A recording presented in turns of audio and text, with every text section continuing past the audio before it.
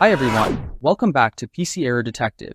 Today, I'll show you exactly how to run something as administrator in Windows 10, so your apps can always open with the right permissions. Step 1. Right-click on the program icon on your desktop. This lets you access more options for that app and control how it runs. Step 2. Click Show More Options. This expands the classic context menu where additional settings are hidden. Step 3. Select Properties. Here, you can change different settings for how the app behaves on your computer. Step 4. Go to the Compatibility tab. This section is where Windows allows you to adjust settings to improve program performance.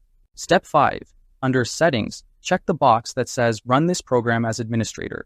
This ensures the app will always run with full administrative privileges. Step 6. Click Apply, and then OK.